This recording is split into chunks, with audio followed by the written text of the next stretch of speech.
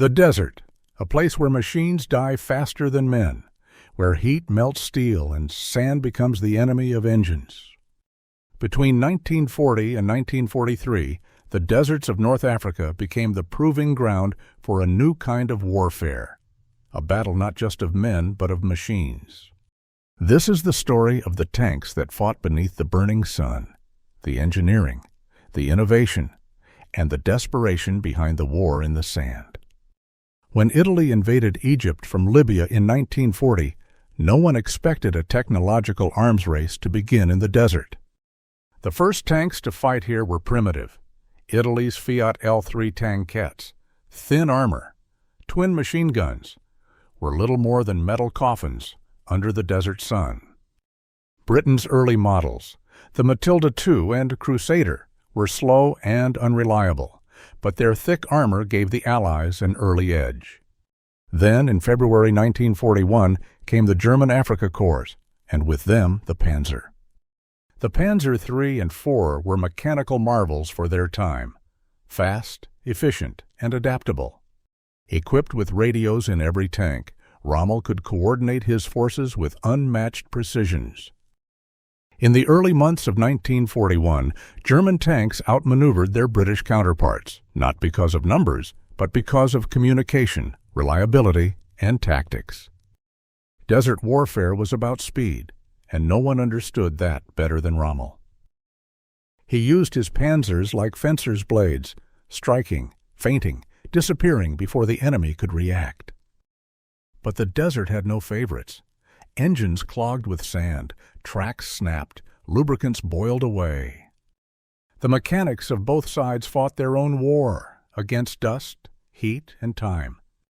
In North Africa, even the best tank was only as strong as its maintenance crew. German engineers invented improvised air filters, wrapping engines with cloth soaked in oil to trap sand. British crews cut pieces from bedsheets to cover radiators and replaced oil every 100 miles instead of every 1,000. During sandstorms, tanks were covered with tarps and buried half in the sand to protect their engines.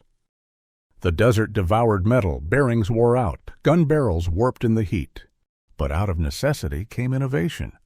The British adapted, the Americans learned, and soon a new machine arrived that would change everything, the M4 Sherman.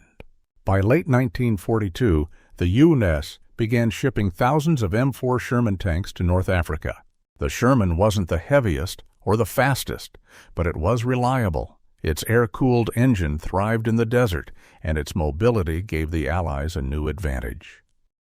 Unlike the Panzers, Shermans were built for mass production, easy to repair, easy to replace. The desert had turned into an assembly line of war. For every German tank destroyed, 2 more Shermans rolled off the ships. Rommel's engineers worked miracles, converting captured British tanks to German use, painting them in camouflage that blended with the sand. But it wasn't enough. The tide of steel had turned. Technology alone never won a war. It was how men used it that decided victory. Rommel's genius lay in movement, his ability to turn the desert into a chessboard. Montgomery's strength was planning. He used radar, logistics, and superior supply lines to outlast the enemy. For every tank that fought, a dozen trucks carried food, water, and fuel, the unseen arteries of war. In the end, the desert wasn't conquered by the strongest tank, but by the army that could keep its machines alive. Today, the skeletons of tanks still lie scattered across Libya, Egypt, and Tunisia, silent monuments to a mechanical war. The Panzer, once feared, became a relic. The Sherman, mass-produced and unstoppable, became a symbol of Allied power. But in truth, both were victims of the same enemy, the desert itself. Heat, dust, and distance tested every machine and every man. The war in the sand was more than a campaign. It was a laboratory of innovation, where technology evolved at the speed of survival. For those who fought there, the roar of engines was the sound of life, and when it stopped, silence meant death. Next episode, Operation Torch. The Americans arrive in Africa. The desert war expands, and the tide of history turns.